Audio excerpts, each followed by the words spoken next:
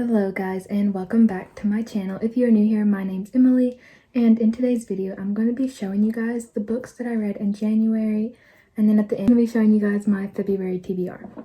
So let's get right into it. So in the month of January I read 4 books. It's definitely good for me. I usually only read about 2 books a month, but this year my Goodreads goal is 50 books, which means I have to read about 4 books a month. So I'm trying to stay on top of that, but you'll see that how February is going to be testing that because it's a little scary. But anyway, so the first book I read was Icebreaker, and this is about Anastasia, who is an ice skater at college, and she has a partner named Aaron, I think, but she meets this guy, Nate, and they kind of don't hit it off at first, but then they do, and her partner ends up getting hurt, so Nate volunteers to take his spot and ends up skating with Anastasia, and they just have the relationship and the romance is really good. Although I will say the writing is kind of just mediocre. I've definitely read better, and there would be parts where you almost got lost. You're like, how did we get from here to here? You didn't explain that very well. But that's what I have to say about this. But I gave this book a 4 out of 5 stars. So yeah, that was my first read of January. My next read was Divine Rivals. And I actually buddy read this with my friend, and I am obsessed with this book. I've just never read anything like this before. I've read historical romances, I've read fantasy romances, but this was just the main character really had her own story going, and it was the first time when I was really enthralled in her story rather than mainly focusing on the romance, because usually I'm only looking for the romance, but her storyline was just so good and I really loved it. The ending did make me mad though, because if you've read it, you know why it made me mad, because of what happens. But I gave this book a 5 stars, and I love every scene where they saved each other. My heart. Sorry if that was a spoiler. Spoiler alert. Every scene where they saved each other had my heart but yeah, I actually struggled figuring out how to rate this because it's been so long since I've had a 5-star read that I'm I don't even know what they feel like anymore. This is what it feels like. So yeah, 5 stars. This is Divine Rivals by Rebecca Ross. I didn't even explain what that book was about. This is basically about Iris, who works at the paper, and she has a rival there who they're competing for the same job, and she's got a tough home life, and then he's rich, preppy, whatever, but she ends up going to the war front, and she's got this magical typewriter that she has been writing letters, using to write letters to her brother, but they've actually been going to Roman, who's her rival at the paper.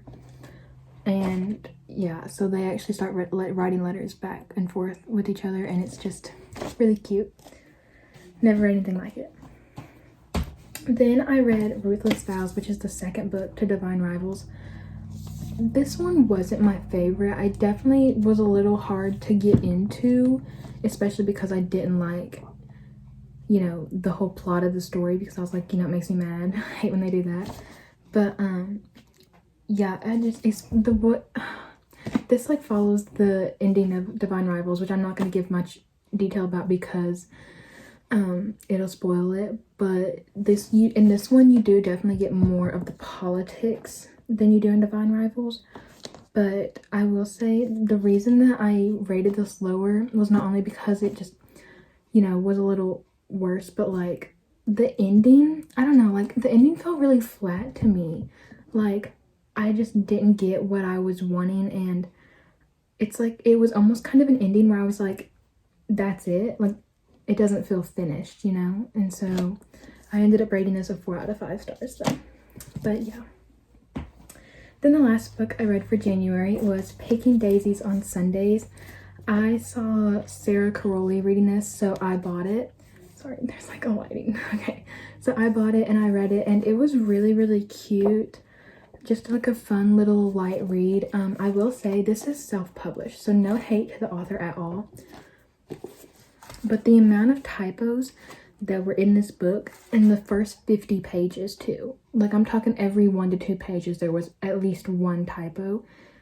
And that had me wanting to throw this book at the wall because I'm like, you know, I understand that you're self-published so you don't have this whole editing process and team, but you can proofread it. You can have your friends proofread it. There are multiple grammar and spelling checks online. And it just made me really mad, you know? I was like, the amount, and like some of them were very obvious too. But other than that, it definitely was cute. It's about this girl and she fell in love with her high school best friend, but he didn't reciprocate the feelings, and so they haven't talked in 4 years. Well, they finally see each other at a bar, and he kind of is like, I need you to pretend to be my girlfriend so that I can get this job, so you have to come to my sister's wedding with me and, you know, do all this family stuff with me, so that we can sell it and so that I can get this job. And she's like, you know, she still loves him, so it's like hard for her to do that. But it's very cute. It definitely made me feel single. Very, very single.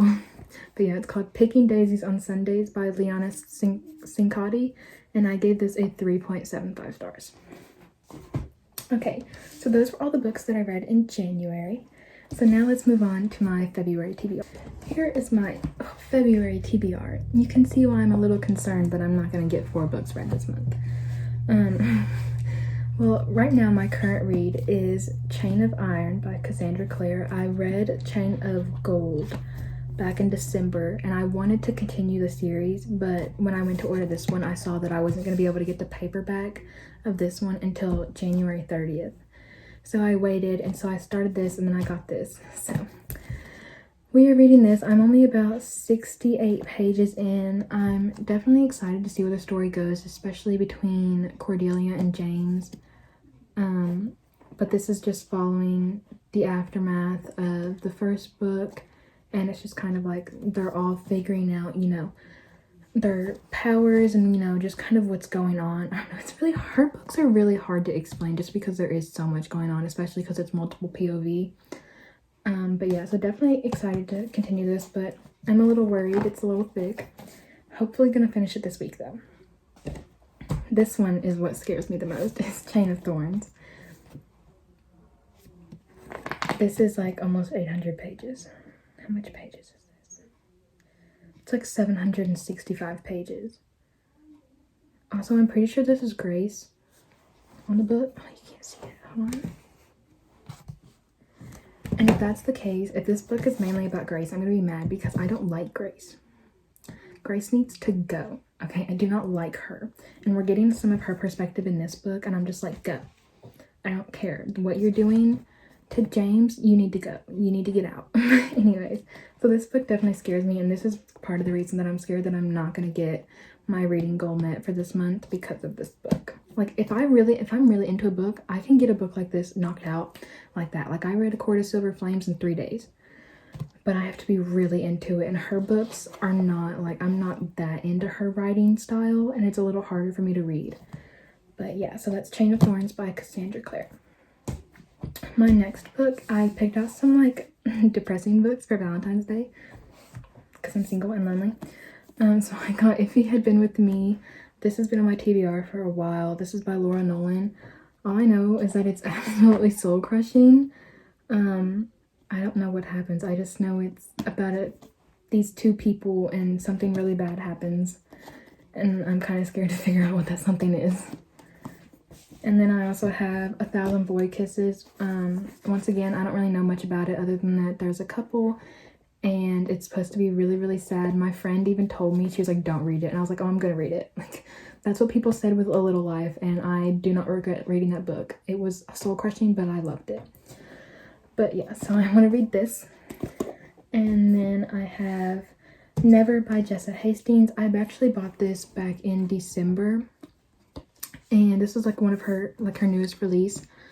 But the thing is, like right after I bought it, I saw people like saying, like giving it bad reviews. So I'm definitely scared to read it. But it's so gorgeous. It's so pretty. But I'm definitely excited. It's supposed to be a Peter Pan retelling, and it's like, I guess like it's like this girl and she's like a descendant of Wendy. I don't know if it's like her mom or what, but like Peter Pan has came to get all the girls in her family because it's the Darling girls, and he's gotten every single one of them, and so she's waiting, you know, for him to come for her, and it's just supposed to be their story, and I'm so excited to read it. This will actually be my first Jessa Hastings book, and I really want to read Magnolia Parks, but I want the OG covers, and I cannot find the OG covers, and that makes me sad because I hate the new covers. But I think I'm just gonna have to do it anyway. But yeah, so Never by Jessa Hastings. So that is 5 books on my February TBR, but they are quite big, so I am a little scared to read them. I'm scared to see what I get done. Thank you guys so much for watching this video. I hope you enjoyed it, and if you did, make sure to give it a thumbs up and subscribe for more, and I'll see you guys next time. Bye.